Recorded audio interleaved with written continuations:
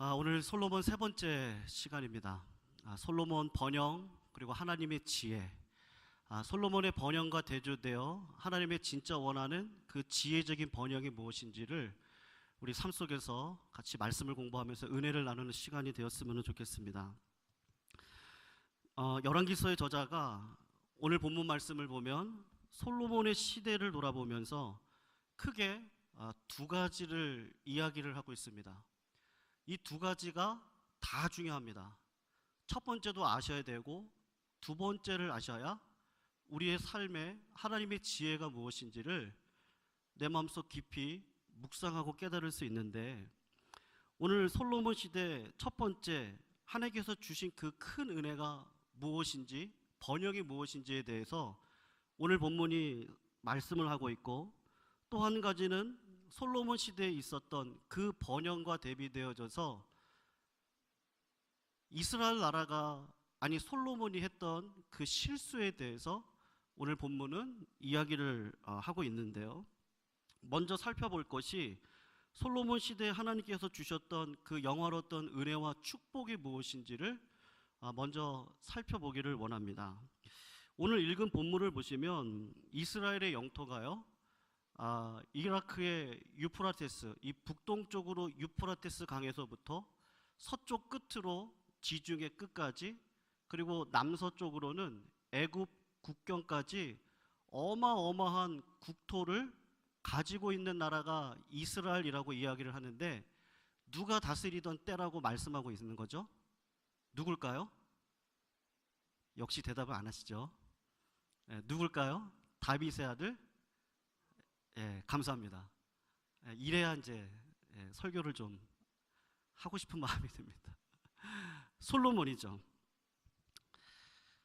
솔로몬 시대 때 하나님께서 아브라함에게 약속하신 모든 약속의 땅을 다 차지하고 지냈다라고 오늘 본문 말씀하고 있습니다. 신기하게도 솔로몬이 통치하던 시기에는요, 이집트의 국력이 약했고 아시리아가 세력을 얻지 못했고 바벨론도 그 세력이 아주 미미할 때입니다. 어떻게 이스라엘이 이렇게 번성할 수 있었을까? 알 수 없지만 놀랍게도 하나님이 솔로몬이 이스라엘을 다스리던 시대의 국제 정세를 그렇게 하셨는데, 로마 시대 때의 평화보다도 더 큰 평화를 이 시대에 허락하셨다고 말씀을 하고 있어요. 그것을 우리가 어떻게 알 수 있느냐면요, 오늘 본문 말씀 25절을 우리 성도님들 잠깐 보시면 25절에 이렇게 말씀을 합니다. 솔로몬이 사는 동안에 유다와 이스라엘이 단에서부터 부엘세바에 이르기까지 각기 포도나무 아래와 무화과 나무 아래에 평안히 살았다라고 말씀을 하고 있어요. 이스라엘 영토가 솔로몬이 다스리던 때에 엄청난 국토를 가지고 있는데, 그때 평화가 어떤 평화냐? 포도나무 아래, 무화과 나무 아래에서 평안히 살았던 평화다라고 지금 말씀을 하고 있는 거죠. 이 말씀은 미가서 4장 4절에 보면 지금 바벨론의 포로로 잡혀 있었지만 오실 메시아를 기다리고 있는 이스라엘 백성들에게 미가 선지자가 했던 예언이 있습니다.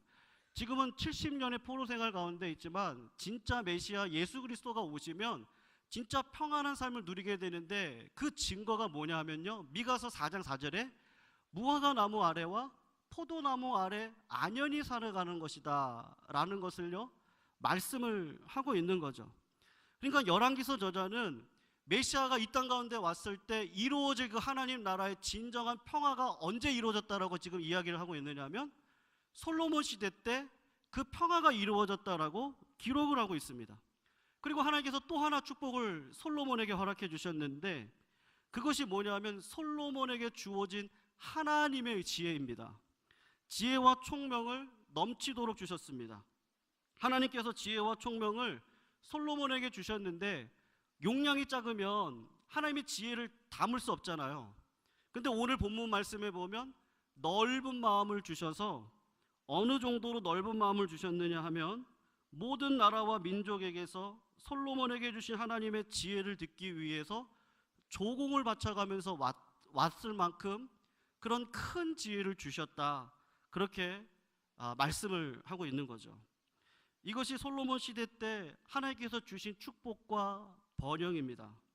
이스라엘 역사상 이렇게 이런 은혜와 축복을 받은 왕은요, 전무후무 아무도 없습니다. 솔로몬 외에는 이런 축복을 받은 사람이 없는데, 그런데 여기서 꼭 한 가지 기억해야 될 게 있는데요.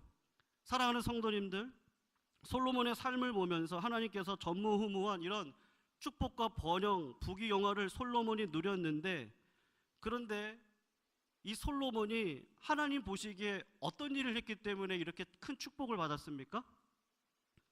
하나님 보실 때 어떤 선한 일, 믿음의 일을 했나요? 그래서 축복을 받았나요? 황봉 권사님 뭐라고 말씀하셨는데요? 성전 지어서요. 지혜를 구해서요. 제가 질문 드리겠습니다. 기도를 많이 하면 응답을 많이 받나요? 어떻게 생각하시죠? 기도를요, 많이 할수록 응답을 다 받는 건 아닌 것 같더라고요. 우리가 착각하는 게 있는데요. 솔로몬이 뭔가 했을 거야. 뭔가 했으니까 지혜를 받지. 그걸 우리는 일천번제라고 자꾸 착각을 합니다. 솔로몬이 이렇게 큰 영토를 얻었을 거야, 뭔가 있었을 거야 라고 우리는 생각을 하죠. 우리는 우리 주위에 교인분들 중에 또 세상 사람들과 같이 삶을 살아가면서 하나님 앞에 많은 복을 받으신 분들을 우리들이 봅니다. 경제적이 됐던 물질적이 됐던 학식이나 재능 혹은 영적인 은사와 재능을 많이 받았다든지, 물질적으로 세상적인 은사와 재능을 많이 받았다든지, 그런 교인들을 봅니다. 그럴 때 우리는 어떻게 스스로 자문을 하느냐 하면, 저 교인은 아마 하나님 앞에 어떤 착한 일을 했기 때문에 저렇게 받았을 거야. 무슨 자격이 있으니까 축복을 받은 거지, 그렇지 않고서는 하나님께서 저렇게 축복을 해주실 리가 없다, 그렇게 생각을 하는 거죠. 그런데 그게 맞는 말인가요? 아까도 제가 말씀드렸지만 기도를 많이 하면 오히려 우리의 물질적인 인간적인 어떤 축복을 하나님이 주시지 아니하고 하나님이 하나님 되심을 우리들에게 주시는 줄로 믿습니다. 아멘? 아멘이시죠? 하나님을 우리에게 주시죠. 하나님이 진짜 축복이라는 걸 알게 하시죠. 솔로몬에 대해서도 우리는 그렇게 생각을 해야 되는 거죠. 열왕기서 저자가 기록한 솔로몬의 삶을 자세히 보시면 솔로몬이 하나님께 이런 축복을 받을 만한 어떤 일을 했다라고 하는 기록이 전혀 없습니다. 우리는 솔로몬의 기록을 통해서 하나님의 영적인 원리를 발견하게 되는데, 사실 솔로몬이 했던 건요, 부모를 잘 만난 겁니다. 다윗을 잘 만난 거죠. 다윗을 내가 선택할 수 있나요? 사랑하는 성도님들, 아버지 어머니를 내가 선택해서 태어나신 분 혹시 여기 계십니까? 혹시 본인의 이름 본인이 지신 분 계시나요? 우리는 태생 자체가요, 하나님의 주권에 있습니다. 태어나서 보니까 대한민국 사람이에요. 태어나서 보니까 누구누구 부모예요. 태어나서 보니까 아버지가 내 이름을 뭐라고 지어주셨어요. 다 하나님의 전적인 은혜인 거죠. 축복을 받을 사람이라고 생각하면 사실은 다윗이 받아야 됩니다. 다윗이 하나님 앞에 마음에 합한 자로서요, 말씀을 따라서 은혜의 삶을 살아갔던 자입니다. 물론 두 번의 큰 실수가 있었음에도 불구하고 늘 하나님 앞에 회개할 줄 아는 자가 바로 다윗이었습니다. 그런데 다윗은 평생 동안 그런 평화를 누리지 못하고 전쟁의 삶을 살아갑니다. 전쟁의 삶을 살아갔던 다윗을 통해서 아들 솔로몬이 자격 없던 자가 자격을 얻어서 은혜를 받은 것뿐이죠. 성경은 그것을 이야기를 하고 있는 겁니다. 이스라엘의 영토가 넓게 확장이 되어졌습니다. 솔로몬이 나가서 전쟁을 했나요? 다윗이 전쟁해서 영토를 확장했죠. 솔로몬에게 남다른 탁월한 지혜가 있습니다. 우리가 기도해도 응답을 못 받는 경우들이 있어요. 하나님의 선하심과 가운데서 응답을 받는 것뿐이지 구체적으로 응답이 안 되는 경우가 부수직입니다. 근데 하나님이 은혜 주셔서 지혜를 주셨습니다. 무화과 나무, 포도나무 아래서 모든 백성들이 안연히 살았어요. 그거 솔로몬이 했나요? 그 나라 정세를 하나님이 다 막아 놓으셨어요. 솔로몬이 왕이 될 수 있는 자격이 있었습니까? 정통성으로 따지자면요, 솔로몬의 형이었던 아도니아가 훨씬 더 적합합니다. 나이가 35이에요. 솔로몬은 기껏해야 19살, 20살 초반입니다. 그런 자 중에 누가 왕이 될 수 있겠습니까? 당연히 35살 먹었던 아도니아가 왕이 되는 게 맞고, 태생적으로도 따지면 다윗이 간음했던 밧세바 태생으로 태어난 게 솔로몬이죠. 정실 부인에게서 태어난 건 아도니람입니다. 그러니까 솔로몬이 왕이 될 수 있었던 건요, 전부 다 하나님의 은혜죠. 솔로몬이 이런 은혜와 축복을 받을 만한 자격이 있거나 어떤 일을 해서 영광을 누린 게 아니라 다 하나님께서 우리들에게 주신 선물입니다. 왜 그렇습니까? 하나님이 아브라함에게 약속하셨거든요. 아브라함에게 하신 언약을 지키기 위해서 단에서부터 부엘세바까지 내가 가나안 땅을 너희에게 줄 것이다, 그 말씀을 솔로몬 때에 이루게 해주셨습니다. 다윗을 통해서 모든 평화를 다 미리 준비시켜 주시고, 솔로몬에게 없는 하나님께서 주시는 지혜와 명철을 가지고 나라를 다스리게 한 거죠. 많은 사람들이 솔로몬을 찾아왔던 것은 솔로몬이 똑똑해서가 아니라 솔로몬에게 주신 하나님의 지혜를 듣기 위해서 찾아왔던 겁니다. 그러니까 하나님께서 주신 번영은 누가 주신 거예요? 하나님인가요? 아니면 스스로 노력해서인가요? 하나님이 주신 겁니다. 부모의 떡을 받아 누린 거죠. 부모의 신앙을 받아 누린 것밖에 없습니다. 두 번째로 열왕기 저자가 솔로몬 시대를 돌아보면서 참 아쉽다라고 하는 부분이 있는데, 우리가 좀 아까 읽었지만 25절을 보면 이스라엘 백성들이 포도나무와 무화과 나무 아래서 안연하게 살았다, 그렇게 말씀을 합니다. 그러니까 이거는요, 어마어마한 평안입니다. 메시아가 왔을 때 이루어지는 하나님 나라를 우리의 현시적인 눈으로 목도를 할 수 있는 그것을 경험케 하신 거죠. 하나님께서 그런 평안을 주셨습니다. 자격 없는 자에게 자격을 주셔서 평안함을 주셨어요. 그 평안했을 때 솔로몬이 한 일이 무엇이죠? 오늘 본문 말씀 26절에서 28절을 잠깐 보시면 이렇게 말씀을 합니다.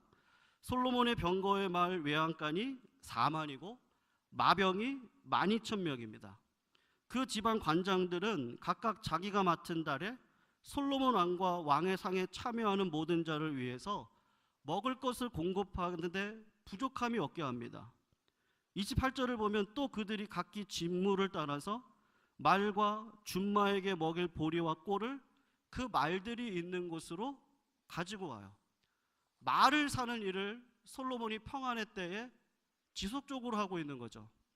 열왕기상 10장을 가서 보시면 솔로몬의 이야기가 다 끝나가는 시점에서 열왕기 저자가 열왕기상 10장에서 또 이렇게 말씀을 하는데, 10장 26절을 보면 이렇게 말합니다. 솔로몬이 병거와 마병을 모음에, 아까 4장에 없었던 이야기, 병거가 몇 대라고 말합니까?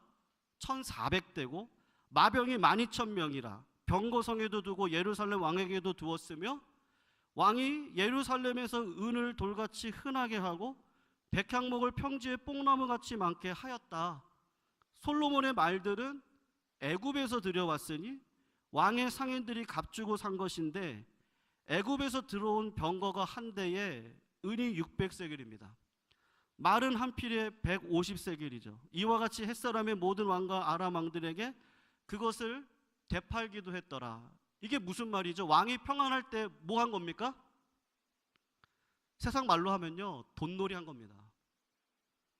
돈 넣고 돈 먹는, 지금 돈놀이를 한 나라의 왕, 그것도 하나님이 주신 평안한 가운데서 지금 마병을 이용해서 돈놀이를 하고 있는 거죠. 열왕기 4장에도 열왕기 10장에서도 솔로몬에게 했던 마병에 관한 이야기를 하는데, 마병이 12,000명입니다. 최소한 말이 몇 마리가 있었을까요? 마병이 12,000명이니까 12,000마리는 있을 거예요. 항상 예비되는 말이 있었으니까 더 많은 말이 있었을 겁니다. 더 큰 문제는 이 말들이 끄는 병건데 1400대가 있는 거죠. 솔로몬 시대의 독특한 기록이 뭐냐면 이 말에 대한 이야기를 지금 하고 있는 겁니다. 사랑하는 성도님들, 아주 귀한 말을 보신 적이 있나요? TV에서 말고요. 진짜 직접 말을 보신 적이 있으십니까? 제가 유학하던 시절에 말 박물관을 가본 적이 있었는데, 제가 있었던 지역에 유명한 게 뭐냐면 프라이드 치킨하고요, 그 다음에 5월 달에 열리는 이 캘리포니아 더비라 그래가지고 말 경주대회가 있습니다. 거기 가서 우승한 말을 보는 건 절대로 쉽지 않습니다. 근데 제가 우연한 기회에 말 박물관을 방문했다가 우승을 했다가 퇴역한 말을 보았는데, 그 말만 봐도 어떠냐면요, 정말 멋있고, 제가 말을 그렇게 좋아하지 않는데도 어떤 마음이 드냐면요, 이런 말 하나 있으면 폼 나겠다, 그런 마음이 들 정도로 아주 똑똑하고 거만합니다. 한번 말하고 사진을 찍으면 딱 몇 번 올까요? 말이 사진 찍으려고 하면요, 딱 한 번만 옵니다. 진짜 영리합니다. 2번 찍으려고 그러잖아요? 그러면 갚버려요. 그 정도로 영리한 말이 이 준마인데요, 그 말을 소유한다는 게 엄청난 특권이고 엄청난 이 부자라고 하는 특징을 나타내는 겁니다. 하나님께서 이스라엘 왕에게 명령한 것이 있죠. 신명기 17장을 보면 말을 많이 두면 안 되고, 은금을 많이 두면 안 되고, 아내를 많이 두지 말라고 했습니다. 왜 그랬습니까? 그 이유는 이스라엘 왕은 너가 아니라, 솔로몬 당신이 아니라 하나님인 내가 왕이다, 그것을 말씀하고 싶은 거죠. 하나님께서 이스라엘을 다스리는데, 하나님께서 이스라엘을 다스린다는 것을 확실하게 보여줄 사람을 왕으로 세웠습니다. 그래서 왕이 해야 될 일 중에 제일 중요한 게 뭐냐 하면, 이스라엘을 내가 다스리는 게 아니라 하나님께서 다스린다는 것을요, 보여줘야 되는 거죠. 솔로몬이 하나님께 큰 은혜와 복을 받았습니다. 솔로몬에게 받은 큰 은혜가 있고, 솔로몬이 한 일이 있는데, 열왕기 저자의 기록을 보면 솔로몬은 하나님께서 왕에게 절대 하지 말라고 하는 일을 지금 완벽하게 철저하게 다 깨트리는 신앙을 가지고 살아가고 있는 겁니다. 실제로 왕이 필요한 사람은 누구죠? 솔로몬의 아버지였던 다윗이 필요하죠. 다윗은 전투하는 사람이고 군인이었습니다. 그러니까 말이 필요한 게 분명합니다. 그런데 큰 전쟁에서 엄청난 말을 얻었던 다윗은, 그때 다윗이 했던 일이 뭐냐 하면, 그 좋은 전쟁에 필요한 말들의 힘줄을 다 칼로 다 끊어버렸습니다. 2번 다시 전쟁하지 못하도록 전쟁에 필요한 말들 딱 100마리만 남겨놓고 다 힘줄을 끊어서 뛰지 못하게 한 게 다윗의 일이죠. 그게 뭐냐 하면 이스라엘을 다스리는 분은 하나님이라는 것이죠. 정작 전쟁터에서 말이 절박하게 필요했던 다윗은 신명기의 말씀을 의지해서 순종을 했는데, 그래서 하나님께서 전쟁 가운데서도 샬롬 평안을 주셨는데, 솔로몬을 위협할 수 없는 나라가 평안한 가운데 있을 이 솔로몬 평화의 때에 솔로몬은 아버지와는 다르게요, 마병을 12,000명을 준비하고 마병들이 싸울 수 있는 도구 병거를요 1400대를 준비했던 것이죠. 마국간을요 4만 개를 지었습니다. 성도님들, 솔로몬의 신앙의 아이러니가 있는데 2가지가 함께 있는 거죠. 하나님께 받은 놀라운 은혜와 축복이 있습니다.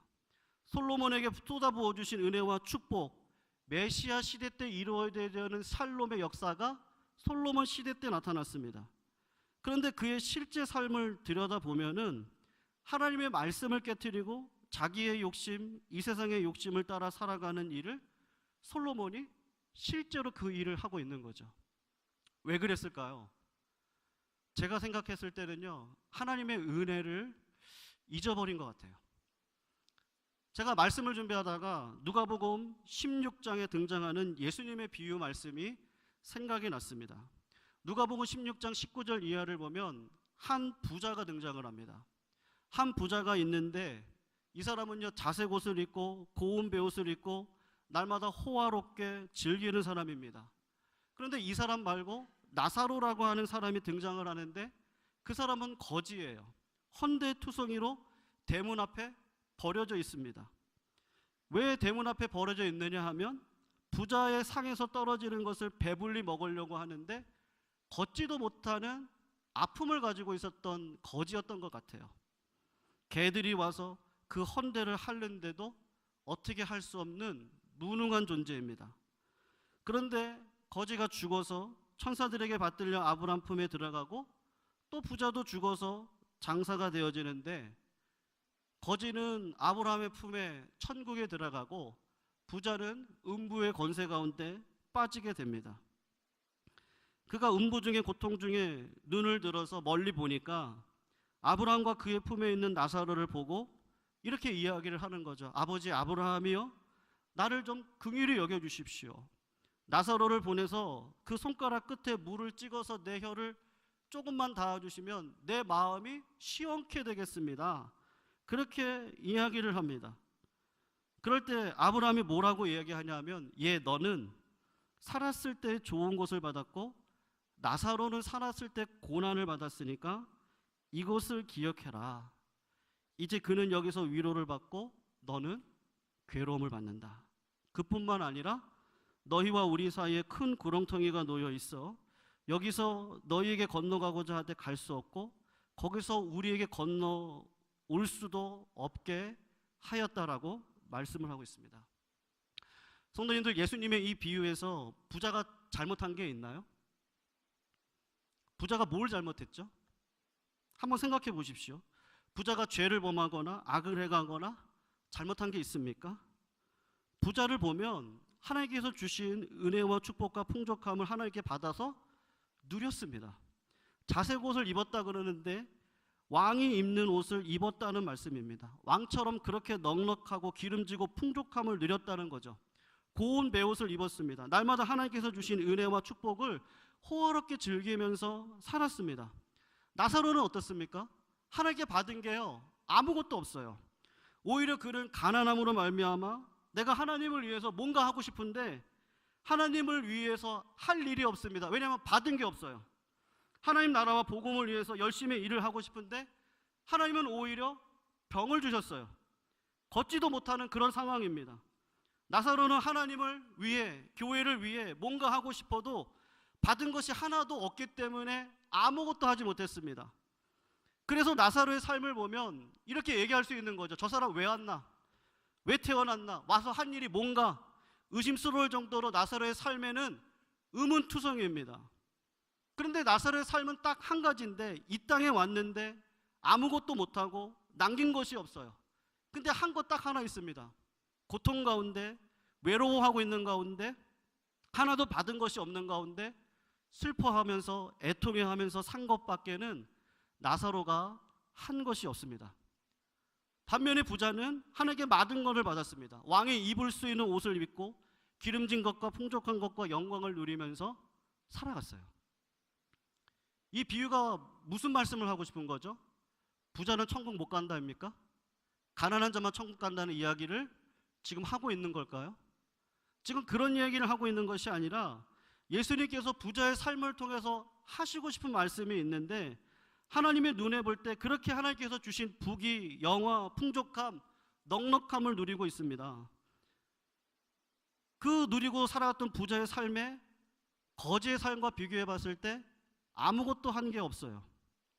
넉넉하지 않았지만 애통하면서 살아갔던 거지의 삶보다도 더 못한 삶을 살았다. 그래서 부자는 하나님 앞에 심판을 받고 고통 가운데 있는 것이고, 아무것도 받은 것이 없이 하나님 앞에 부족함으로 애통했던 거지 나사로는요, 하나님의 위로를 받은 것이다. 지금 부자와 나사로의 비유를 통해서 주님이 지금 우리들에게 하고 계시는 말씀이죠. 솔로몬이 하나님께 많은 것을 받았습니다. 예수님의 비유에 나오는 이 부자와 비교해 볼 때 엄청난 것을 받았죠. 근데 부자가 했던 일이 뭐죠? 받은 것을 가지고 자격을 얻었던 자가 아무것도 하나님의 은혜에 보답하는 삶은 살지 않았던 것이죠. 그 사람이 받을 자격이 있어서 받은 것이 아니라 하나님께서 주신 자격이 있는 것인데, 다른 사람들보다 조금 뛰어난 세상적인 것, 영적인 것을 받은 것뿐인데, 하나님의 선물이고 하나님의 은혜고 축복인데 그것 가지고 무엇을 한 거죠? 바리새인처럼 내가 그래도 저 사람보다는 뭔가를 더 했으니까 이렇게 하나님이 축복해 주신 거지. 그래도 기도도 더 많이 하고요, 봉사도 더 많이 하고, 그래도 내가 저 사람보다 뭔가 좀 더 해서 그렇게 축복을 받은 거지. 그런 마음을 가지고 살아갔던 자가요, 부자라고 예수님은 말씀을 하고 있는 겁니다. 바리새인들이 그랬습니다. 그들은 자기가 받은 영적인 탁월함, 영적인 은혜와 은사, 자기가 가지고 있는 물질적인 번영과 축복을 자기가 경건했기 때문에 하나님께서 나에게 주신 축복이라고 생각을 한 거죠. 그래서 그 사람들은 자기의 영적이고 물질적인 뛰어남을 통해서 무엇을 하면서 살았습니까? 자기를 자랑하면서 살았습니다. 내가 이렇게 경건하게 사니까 하나님이 나를요 축복해 준 거죠. 나는 저 세리와 창녀 같지 않습니다. 나는 믿음으로 살았으니까 이런 특별한 은혜가 있는 겁니다. 그러면서 하나님의 은혜를 받을 자격이 있다, 그렇게 생각하고 살았던 것이죠. 사랑하는 성도님들, 부자가 한 게 뭐죠? 부자와 나사로의 비유 가운데 하나님께서 주신 자격 없는 부자에게 기름진 것을 주시고 풍족한 것과 넉넉함을 주시고, 그 부자가 해야 했던 일은요, 하나님의 나라를 구하는 일을 해야 됐습니다. 하나님께서 할 수 있는 사람을 자기 문 앞에 뒀거든요. 하나님께서 나에게 주신 은혜와 축복을 가지고 그 하나님의 뜻을 이룰 수 있는, 도와줘야 될 가장 불쌍한 사람을 집 앞에 두셨는데, 부자는 나는 이를 받을 자격이 있기 때문에 너랑은 달라, 그리고 하나님께서 주신 것을 가지고 누리면서 살았다. 그 부자가 바로 바리새인 너다. 하나님의 은혜가 뭔지 아니? 하나님이 왜 번영을 주었지? 왜 영토를 크게 했죠? 왜 하나님이 멋진 어머니 아버지를 만나게 하셨습니까? 다 은혜로 받은 거야. 그 은혜를 알아야 베푸는 인생을 살아갈 수 있어. 하나님이 지금 하고 싶은 말은요, 그 하나님의 지혜를 말씀하고 있는 겁니다. 하나님께서 솔로몬에게 주신 축복이 있습니다. 수많은 영토를 주셨어요. 무화과나무, 포도나무 그늘 아래서 염려 없이 살아갔습니다. 금을 엄청나게 주고 돌을, 은을요 돌처럼 흔하게 주셨습니다. 레바논의 백향목이 쓸데없는 뽕나무처럼요 엄청나게 하나님께서 많은 은혜를 주셨어요. 솔로몬이 잘해서 받았나요? 하나님께서 은혜로 주신 거죠. 근데 그 받은 은혜를 가지고 무엇을 했습니까? 마병을 확장하는 일에 사용을 한 거죠. 근데 그 마병이 이스라엘을 구원했나요? 마병 12,000명, 병거 1,400대는 다 어디에 갔습니까? 마병과 병거를 의지했던 이스라엘은 결국 70년 바벨론 포로 생활 가운데 있는 그 현실 앞에서 지금 이 열왕기상을 보고 있는 것이죠. 사랑하는 성도님들, 우리들의 마음속에 신앙의 영웅이 무너지는 건 정말로 가슴 아픈 일입니다. 그러나 우리가 말씀을 통해서 우리 자신을 돌아보았으면 좋겠습니다. 하나님께서 우리들에게 주신 은혜가 있습니다. 그 은혜가 뭐죠?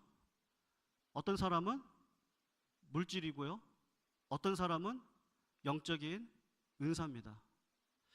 그런데 그것보다 더 큰 은혜가 있다라고 생각이 되어지는데, 제가 목사가 되고 목회를 하면서 성도님들을 보면서 진짜 하나님의 번영, 하나님의 지혜로 하나님이 나에게 주신 이게 진짜 번영이다, 그렇게 생각하는 게 뭐냐면요, 제가 볼 때는 애통하는 마음인 것 같더라고요. 하나님께서 나에게 주신 세상적인 부가 있을 수 있습니다. 어떤 분에게는. 또 어떤 분에게는요, 기도의 은사가 있어요. 어떤 분에겐 찬양의 은사가 있고 봉사의 은사가 있습니다. 근데 그것이 무자격한 나에게 주신 하나님의 은혜라는 걸 알 때, 그때 그 내 마음속 밑부분에서 이렇게 올라오는 그 가난하고 애통한 마음, 하나님을 사랑하지 않고는 견딜 수 없는 그 마음이 진짜 하나님의 지혜라는 걸 목회를 하면서 많이 사실을 깨닫게 돼요. 얼마 전에 어떤 성도님 병마가 조금 악화가 되어져서 암으로 판정이 났습니다. 전화를 드리죠. 오늘은 어떠셨어요? 오늘은 좀 식사를 하셨나요? 어떨 때는 먼저 전화 오세요. 뭐라고 전화 오는지 아세요? 내가 몸이 아파가지고 한 달을 교회를 못 갔는데 그분의 말씀이요, 예배드리고 싶대요. 애통한 마음이 생기는 거죠. 김계순 권사님 저희 계시는데요, 고관절 수술 양쪽 다리 하셨을 때, 그때 신방 갔을 때 권사님 하셨던 말이 뭔지 아십니까? 병 나면 빨리 교회 가서 예배드리고 싶어요. 예배드리고 싶다고 하는 말씀을 많은 성도님들이 하십니다. 왜 하나님께서 우리들에게 세상적인 번영과 축복을 왜 안 주실까요? 기도한 대로, 하나님의 자녀인데 기도한 대로 다 주셔야 되지 않습니까? 왜 누군 주고 누군 안 줍니까? 왜 누구에게 영적인 은사를 주고 왜 주지 않죠? 왜 어려운 일이 있습니까? 왜 가족 가운데 어려운 일이 있죠? 전 제가 목사가 되면서 하나님이 크게 세 가지를 흔드는 것을 경험했는데, 하나가 가족이더라고요. 하나님이 가족을 흔들어서 제 믿음을 시험하시고, 또 하나는요, 사명을 시험하시더라고요. 내가 목사로서 평생을 살아갈까? 그거를 시험하시더라고요. 또 하나가 뭐냐 하면요, 구원을 시험하시더라고요. 내가 정말 구원받는 백성이 맞나? 이 땅을 믿음으로 살아가는 자들에게는 하나님께서 진정한 은혜의 복, 번영의 복을 주시는데, 솔로몬에게 말씀 가운데 의도적으로 메시아가 올 때 나타나는 그 번영, 포도나무와 무화과 나무 아래서 안연히 살아가는 그 번영이 뭐냐 하면요, 고난을 통해서 우리들에게 세상 것이 진짜 번영이 아니라 하나님으로 만족할 수밖에 없는 그 삶의 현실을 나에게 주셔서 고백하게 하는 거죠. 예배드리고 싶어요. 하나님을 더 사랑하고 싶어요. 하나님, 기도가 아니면 안 되겠네요. 말씀대로 살아가는 거 아니면 이 땅을 살아갈 수 없겠네요. 그 삶의 현실을 우리들에게 허락하시고 정금과 같이 우리들을 빚어가셔서 결국은 하나님의 자녀로 이 땅을 살아가도록, 그래서 물질 자랑하게 하지 않게 하시고 은사 자랑하게 않게 하시고, 믿음, 소망, 사랑, 그 중에 제일은 뭐라고요? 사랑이라고요. 천사의 말을 한다 할지라도요, 사랑이 없으면 아무것도 아닙니다. 울리는 꽹과리입니다. 주님을 사랑하지 않고는 그런 일이 일어날 수 없는 거죠. 우리 평안교회가 어떻게 이렇게 지금까지 든든히 서왔습니까?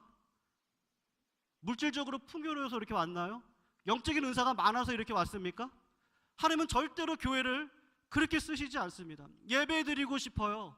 그 애통한 마음을 가지고 있는 그 한 사람 한 사람들을 통해서 사용하시는 거죠. 화장실 봉사도 허리가 아프셔서 못하시겠다고 하는 집사님의 이야기를 들으시고, 어떤 장로님이 본인도 허리가 안 좋으신데 본인이 하겠다고 하시니까 안수 집사님들이 저희들이 하겠다고 해서, 우리 교회가 그렇게 해서 한 달에 한 번 안수 집사님들이 청소를 하십니다. 화장실 청소를 하세요. 주차도 장로님들이 한 달씩 돌아가면서 주차를 하십니다. 안수 집사님들 중에서는요, 눈이 아프고 여러 가지도 육신적으로 힘드신 분들이 계시는데도 이 일 저 일을 맡아서 일들을 하시죠. 노숙자 봉사사역을 보면 하나님께서 애통한 마음을 주셔서 그들을 사랑하는 마음 가운데 봉사하게 하시는 겁니다. 식당 봉사도 마찬가지입니다. 중보기도도 마찬가지고, 찬양도 마찬가지고, 오늘 이렇게 성가대를 쓰신 것도 마찬가지고, 방송실도 마찬가지입니다. 행정하는 사람이 필요합니다. 목회자를 통하고 권사님들을 통해서 신방하는 사람들, 가르침이 있어야 되고, 물질이 필요하고요. 예배를 참석하는 그런 모든 일들이 일어나야 되는데, 그 모든 일들은요, 어떤 자들의 고백과 삶의 헌신을 통해서 일어나는 거죠? 내 마음속에 그런 애통하고 가난한 마음을 가진 자들만이 교회를 지금까지 세워가고 있고, 그게 진짜 축복인 줄 알고 믿음으로 오늘 하루하루를요 살아가는 거죠. 사랑하는 성도님들, 우리는 내가 항상 죄인이다라는 것을 잊지 마시기를 주님의 이름으로 축원합니다. 하나님께서 왜 우리들의 삶에 어려움을 주실까요? 왜 슬픔을 주실까요? 욥에게도요 그 답은 안 주셨습니다. 다만 뭐만 주셨죠? 진짜 번영은 나야. 욥에게 하나님의 하나님 되심, 저 해를 봐라, 저 악어를 봐. 너의 슬픈 현실을 보지 말고 주님이 마지막 하나님의 진짜 번영의 원천, 저 십자가에 달린 예수 그리스도를 봐. 그 주님을 통하여 내가 지금 경험하고 있는 우리 가족의 슬픔, 그 죽음의 슬픔, 아픔, 수많은 그 모든 것들을 예수 그리스도께서 이미 이기시고 부활로 보여주신 역사적인 사건을 지금도 너가 눈으로 보고 있지 않니? 그게 진짜 번영이야. 그 진짜 번영을 위해 오늘도 어떠한 상황 가운데서도 믿음으로 살아가라고 오늘 주님은 우리들에게 말씀해 주시는 줄로 믿습니다. 사랑하는 성도님들, 참 신기한 것은요, 하나님 나라와 교회를 위해 내 시간, 사랑, 물질 모든 것을 우리 성도님들이, 제가 알기 그렇습니다. 우리 모든 성도님들은 다 성숙하세요. 제가 보기에는 다 헌신하시는 분들입니다. 그런데 어떤 원리가 우리 가운데 있죠? 드리면 드릴수록 부족해요. 더 드리고 싶어요. 하나님을 더 사랑하고 싶어요. 더 기도하고 싶고요. 더 예배 자리에 있고 싶고 더 찬양으로 모든 상황을 이기고 싶은 그 믿음의 용솟음치는 믿음이 성령인데, 그 성령의 말할 수 없는 탄식으로 나를 격발시켜서 믿음으로 살아가도록 이끌어 가신다고 하는 거죠. 진짜 번영은 이미 내 안에 있는 줄로 믿습니다. 아멘. 예, 그 성령의 충만함을 통하여서 오늘도 진짜 번영 되신 예수 그리스도를 바라보시고 일주일도 하나님의 은혜 가운데 승리하시는 믿음의 종들 되시기를 주님의 이름으로 축원하고 부탁드리겠습니다.